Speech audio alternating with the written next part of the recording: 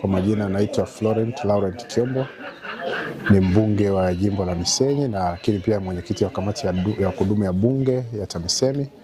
Lakini kwenye msiba wa Injinia Joseph Nyamwanga niko kama mwenyekiti wa kamati ya uendeshaji wa msiba huu hapa nyumbani kwake Itega. Na Injinia Nyamwanga tumekuwa majirani, lakini pia Injinia Nyamwanga namfahamu akiwa kiongozi wangu, bosi wangu, akiwa katibu mkuu ofisi ya rais enzi hizo, ambayo sasa hivi ni ofisi ya waziri mkuu TAMISEMI, na mimi nikiwa mkurugenzi wa halmashauri ya wilaya ya Mvomero. Kwa hiyo nakumbuka alivyokuwa anatusimamia na kutuelekeza katika utendaji kazi, lakini kubwa alilenga sana katika uadilifu, uchapaji kazi, lakini pia na kufikia yale malengo ambayo serikali ilikuwa inatupangia kwenye halmashauri, kuhakikisha kwamba tunajibu zile kero za wananchi na pia kuhakikisha kwamba maendeleo yanakuwepo ndani ya halmashauri zetu. Lakini baada ya mimi kuja katika upande wa uwakilishi wa wananchi wa Misenyi na nikiwa hapa Dodoma, imetokea nikawa jirani na Injinia Nyamwanga na yeye baadaye akawa mstaafu. Katika kuwa karibu jirani, manake tumekuwa katika jumuiya moja ya Kikristo ambayo ni jumuiya Bikira Maria Malkia wa Amani, na yeye akiwa mwenyekiti wetu wa jumuiya. Lakini pia tumekuwa katika kigango kimoja na yeye akiwa mlezi wa kigango hicho, lakini tumekuwa katika parokia moja na yeye pia akiendelea kuwa katika kamati mbalimbali ndani ya parokia ya Mtakatifu Yohane Mtume. Kwa hiyo amekuwa ni mzee wa hamasa wa kushirikisha, lakini pia kuleta pamoja wote, na hasa kuhakikisha kwamba malengo yale ambayo mnakuwa nayo kama kikundi yanatimia. Lakini pia hivyo Injinia Nyamwanga alikuwa ni mwenyekiti wetu wa umoja wa majirani ndani ya Itega, na yeye ni mwenyekiti ambaye kwa kweli kama unavyoona huko ni makazi mapya, lakini alituunganisha na tumekuwa na forum tofauti kujadiliana mambo mbalimbali ya kimaendeleo, kuboresha maeneo yetu, lakini pia na ya kijamii.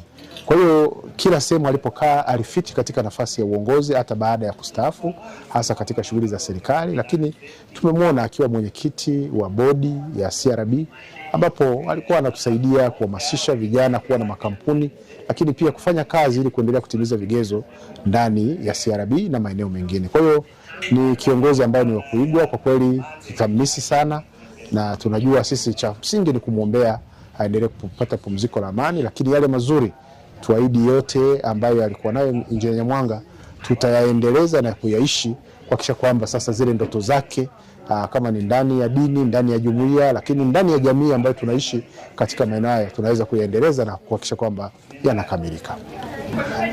Kwa taarifa za familia, anasema injinia alikuwa anasumbuliwa na tatizo la moyo, ambapo alikuwa akiendelea kupata matibabu, lakini kama ambavyo ulikuwa ukiona, injinia alikuwa ni mtu mwenye afya nzuri siku zote ambazo tumekuwa naye, na sisi ni wiki 2 zilizopita tu ameaga kwamba anaenda kidogo kwa ajili ya matibabu. Kwa hiyo sio kwamba ni mtu ambaye alienda amelala kitandani, hapana. Na tulikuwa naye kanisani tunasali naye, hadi akasema anaenda check up na kurudi. Sasa bahati mbaya tuseme siku imetimia, kazi ya Mungu haina makosa, basi tunamwombea apate pumziko la amani. Kitu ambacho ni kumbukumbu ambayo kwa kweli tutaendelea kumkumbuka Injinia Nyamwanga, na mimi binafsi niseme ni swala la muda.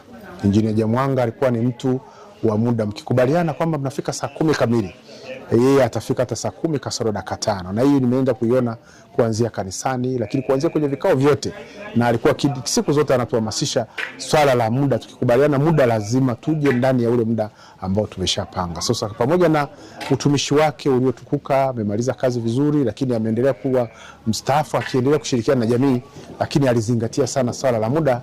Aliona muda ni mali na lazima tuutumie vizuri.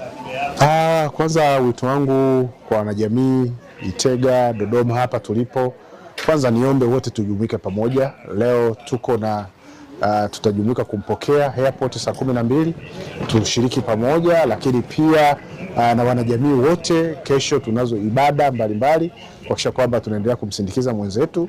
Lakini mimi niendelee kutoa hamasa kwa wananchi kwamba pamoja na kazi nzuri tunazozifanya tuendelee kuwa wamoja katika kuhakikisha kwamba amani ya nchi yetu, na hiyo amani ya nchi yetu inakuwepo pale ambapo tunaendelea kufanya kazi kwa bidii, lakini pia wale viongozi ambao wamepewa dhamana wanaweza sasa kuhakikisha kwamba wanatatua kero za wananchi, wanawasikiliza na wanapata majibu sahihi, na hiyo inasaidia sana kupunguza sasa sintofahamu ambazo zinaweza ikapelekea amani ikatoweka. Kwa hiyo tukiwa wamoja, tukiwa tunafanya kazi, tunasikilizana, lakini